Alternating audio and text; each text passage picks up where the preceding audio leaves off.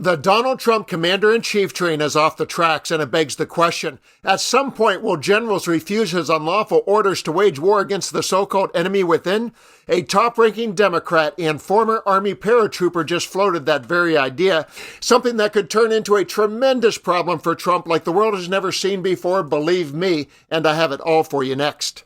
Let's begin with Trump's own words. Just 2 days ago, he delivered a pretext to the generals. He is well known for using pretext as a persuasion tactic. He sells his batshit crazy ideas by wrapping them in a candy coating that feels digestible right before he makes you gag on a jawbreaker.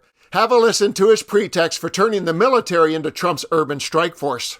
San Francisco, Chicago, New York, Los Angeles, they're very unsafe places, and we're going to straighten them out one by one. And this is going to be a major part for some of the people in this room. That's a war, too. It's a war from within. I told Pete we should use some of these dangerous cities as training grounds for our military. It is well known that Hitler often used enemy from within propaganda to stir division and rally his supporters against his made-up enemies. So this is crazy talk, right? Congresswoman Madeleine Dean definitely thinks so. Watch as she brutally confronts Mike Johnson over what Trump said. And on the other side, can and will generals disobey his orders? The president is unhinged. He is unwell. What are you doing? A lot of folks on your side are too. I don't control. Oh my God, please. That performance in front of the generals? That I didn't see it. Is so dangerous. You know I serve on Foreign Affairs and Appropriations. This is a collision of those two things. Our allies are looking elsewhere. Our enemies are laughing. I just left you the have a speaker's president who is unwell. And here's Governor Wes Moore for a deep dive into Trump's unlawful orders and the unique opportunity that generals have to stop him in his bone-spurred tracks. Fighting a war from within, they talked about these silly rules of engagement.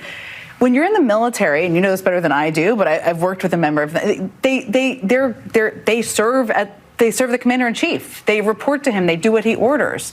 And I just wonder if we're in just a different moment where there should be some questioning. Or how do you think about it? Yeah, I mean, yesterday was really disheartening. I received a text from a person who I served with before, and he said to me, you know, it's normal to disagree with the commander-in-chief. He said, but I don't know if it's normal to be embarrassed by him. Mm-hmm. And he said, and I'm embarrassed. You know, and when we take the oath, we take the oath that we are going to follow the Constitution of the United States of America, and we will follow the lawful orders of the commander-in-chief. It's the same thing, and it's the same very humble responsibility that I take as the commander-in-chief of the Maryland National Guard. That I know that the Maryland National Guard and the Maryland Air Guard, they move on the command of the commander-in-chief, that I'm giving them lawful orders. But I also think there's a confidence amongst the members of the Maryland National Guard and the Maryland Air Guard is that I would only ever give lawful orders. And that's the struggle that I think for a lot of members of the military, they're figuring right now. We will follow the commands of our commander-in-chief. That's the oath that he took. When they're lawful. And I think there's a lot of people who right now, when they heard the words from the commander-in-chief yesterday about talking about using American cities as training grounds, they're not receiving lawful orders. In fact, they're receiving orders that are in direct violation of the U.S. Constitution and of U.S. law. And so this is what is making this moment so tricky. It's not just the fact that, you know, hearing Pete Hegseth, ridicule people about merit is really rich when he is the most unqualified Secretary of Defense that this country's ever seen. But it's past that. It's that we are hearing from our commander-in-chief about instructions that he is giving to the members of our military that are not just nonsensical, they're unlawful. And that puts the members of our military in a really complicated situation.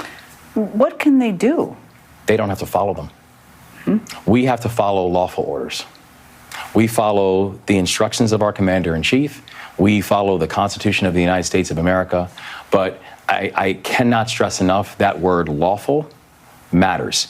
And in fact, we are told you do not have to follow unlawful orders. And so I think this becomes a really challenging moment for the members of our military when you usually have the ability to trust that the orders that you are getting are lawful.